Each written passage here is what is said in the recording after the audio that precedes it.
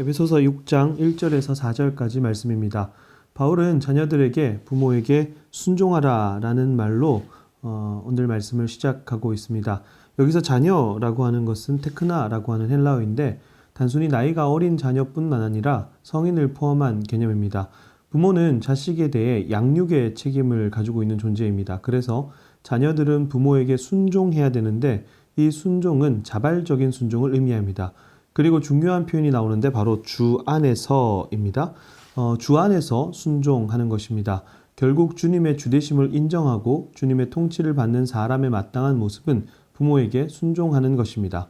아버지와 어머니를 공경하는 것이 약속이 있는 첫 계명이라고 말씀합니다. 이로써 내가 잘되고 땅에서 장수하리라 라는 말씀입니다.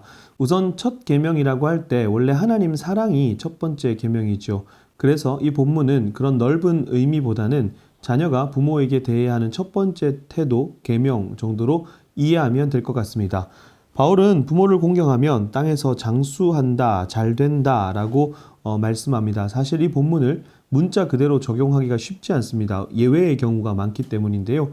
그렇다고 지나치게 현재가 아닌 미래적인 측면으로만 적용하기도 쉽진 않을 것 같습니다.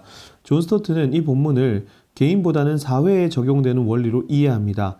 자녀들이 부모를 공경하는 사회는 그렇지 않은 사회보다 훨씬 건강할 것은 자명한 사실입니다. 바울은 이제 대상을 바꿔서 아비들에게 자녀를 노엽게 하지 말라라고 권면합니다. 이 노엽게 하다라는 것은 화나게 한다라는 뜻인데 사실 가장의 권위가 절대적인 사회 분위기와는 맞지 않는 말씀입니다. 그러나 바울은 이 세상과는 그리스도인이 무엇이 다른가를 나타내야 한다고 생각하는 것 같습니다.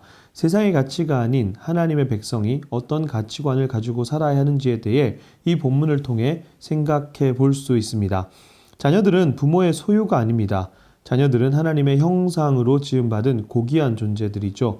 부모는 자녀를 오직 주의 교훈과 훈계로 양육해야 합니다.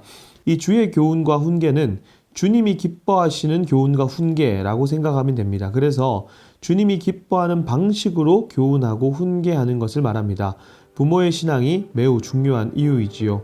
우리는 이 본문을 통해 자녀된 자로서, 부모된 자로서 어떻게 하면 하나님께서 기뻐하시는 가정을 세워야 할지 고민해야 합니다.